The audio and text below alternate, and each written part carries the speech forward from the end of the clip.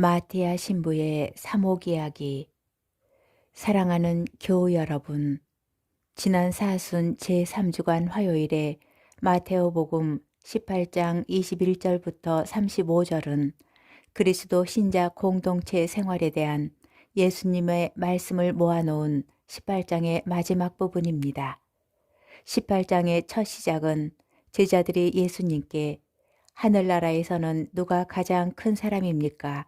하고 질문하는 것으로 시작합니다. 예수님께서는 어린이 하나를 불러 그들 가운데에 세우시고 이렇게 말씀하십니다. 너희가 회개하여 어린이처럼 되지 않으면 결코 하늘나라에 들어가지 못한다. 그러므로 누구든지 이 어린이처럼 자신을 낮추는 이가 하늘나라에서 가장 큰 사람이다. 18장의 마지막 부분인 오늘 복음도 베드로의 질문으로 시작합니다. 주님, 제 형제가 저에게 죄를 지으면 몇 번이나 용서해 주어야 합니까? 7번까지 해야 합니까? 예수님께서는 베드로에게 상상을 초월한 대답을 하십니다. 7번이 아니라 77번까지라도 용서해야 한다. 이 말씀은 용서의 횟수를 말하는 것이 아니라 그만큼의 무한정 용서, 즉 용서의 양이 아닌 용서의 질을 의미하는 것입니다. 결국 18장의 가르침은 교회 공동체가 하느님 나라로 드러나기 위해서 겸손으로부터 시작해서 용서로 마무리되고 있습니다. 겸손이 교회 공동체의 출발점이라면 용서는 그 완성이라는 것입니다. 사순 제3주간 화요일의 제1독서인 다니엘서 3장 25절, 34절에서 43절의 이야기는 이스라엘 백성이 바빌론 유배 생활을 할 때 다니엘의 세 동료가 우상 숭배를 거부하다가 불가마 속에 던져지는 이야기입니다. 그들 가운데 한 사람인 아자리아는 불 가운데 우뚝 서서 겸손한 사람의 전형적인 기도를 바칩니다. 저희에게서 당신의 자비를 거두지 마소서. 지금 저희에게는 당신께 드릴 수 있는 아무것도 없으나 저희의 부서진 영혼과 겸손해진 정신을 보십시오. 오늘 저희가 당신께 바치는 희생 제물이 되어 당신을 온전히 따를 수 있게 하소서. 당신의 크신 자비에 따라 저희를 대해 주소서. 오늘 예수님께서는 77번까지라도 용서하라는 가르침을 알아듣지 못하는 제자들에게 비유를 들어 설명하십니다.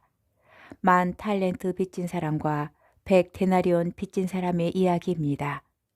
1달란트는 6,000데나리온이며 당시 1데나리온은 하루 품삯에 해당하는 돈입니다. 그러면 10,000달란트는 100데나리온의 60만 배가 되는 어마어마한 액수입니다.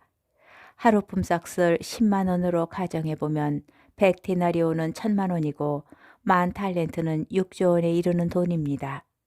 말하자면 6조 원 빚을 진 종이 도저히 갚을 능력이 없는 것을 불쌍히 여긴 주인이 그 엄청난 부채를 몽땅 탕감해 주었는데 6조 원을 거저 탕감받은 그 종은 자기에게 1,000만 원을 빚진 동료의 딱한 처지를 애면하고 빚을 갚을 때까지 감옥에 가두었다는 것입니다. 이 소식을 전해 듣고 화가 난 주인은 종을 불러들여 이렇게 말하며 그를 감옥에 쳐넣었습니다. 이 악한 종아, 내가 청하기에 나는 너에게 빚을 다 탕감해 주었다. 내가 너에게 자비를 베푼 것처럼 너도 내 동료에게 자비를 베풀었어야 하지 않으냐. 그리고 오늘 복음은 이렇게 결론을 맺습니다. 너희가 저마다 자기 형제를 마음으로부터 용서하지 않으면 하늘의 내 아버지께서도 너희에게 그와 같이 하실 것이다. 사람이나 세상의 판단 기준을 두는 사람은 의심하고 원망하고 흔들리지만 그 어떤 상황 속에서도 하느님만 바라보는 사람은 오늘 다니엘서의 아자리아처럼 겸손한 마음으로 하느님의 자비를 믿고 기다립니다. 우리 모두는 10,000달란트라는 어마어마한 빚을 거저 탕감받은 사람이기 때문입니다. 우리 모두가 겸손해야 하는 이유이고 누구든 한없이 용서해야 하는 이유입니다. 신앙인으로 살아가면서 평생 화두로 삼아야 할 것이 용서입니다. 용서는 인간의 행위에서 가장 하느님을 닮은 행위이기 때문입니다. 그래서 아무리 불가능해 보여도 포기할 수 없는 것입니다. 용서의 문턱을 넘지 못하면 주님이 주시는 축복과 평화를 누릴 수 없을 것입니다. 프란치스코 교황님은 상대방을 향해 먼저 작은 용서부터 구할 것을 권고하며 격려하십니다. 삶 안에서 우리는 많은 실수와 잘못을 합니다. 모두가 그렇습니다. 이럴 때 사용할 단순한 말이 미안해요입니다.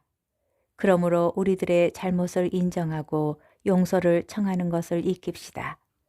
미안해요. 오늘 내가 언성이 높았다면 미안해요. 인사 없이 먼저 자리를 떠나서 미안해요. 내가 약속 시간에 늦어서 미안해요. 내가 너무 듣지는 않고 내 말만 했다면 미안해요. 내가 깜빡했네요. 미안해요. 내가 당신 때문에 좀 화가 났었어요. 어쩌면 우리는 하루에도 많은 미안해요를 말할 수 있습니다. 이와 더불어 그리스도인의 가정은 성정합니다. 사실 우리 모두는 완벽한 가족이란 없음을 알고 있습니다. 헌데 예수님은 우리를 잘 아십니다. 그래서 비밀 하나를 알려주셨습니다. 절대로 용서를 청하지 않은 상태로 하루를 마감하지 마라. 가족과 집안에서 서로에게 평화를 빌어주지 않고서는 절대로 하루를 마감하지 마라. 하지만 일반적으로 부부 사이에, 가족 사이에는 다툼이 있습니다. 언제나 무언가 다툴거리를 우리는 가지고 있습니다. 어쩌면 여러분들은 접시를 던지고 싶을 정도로 화가 날 수도 있습니다. 하지만 이것만큼은 제발 기억하세요. 절대로 절대로 절대로 평화롭지 않은 상태로 하루를 마무리해서는 안 됩니다. 주님, 저희에게 잘못한 형제나 자매를 용서하지 못할 때 오히려 그 상처가 저희를 더욱 병들게 만든다는 것을 깨닫게 하소서. 그 무엇보다 먼저 당신께서 저희에게 베푸신 용서를 떠올리게 하시어 잘못이 있는 상대를 너그러이 용서하고 화해의 손을 내밀게 하소서. 그로 인해 당신의 평화를 누리는 은총의 삶을 살게 하소서. 아멘.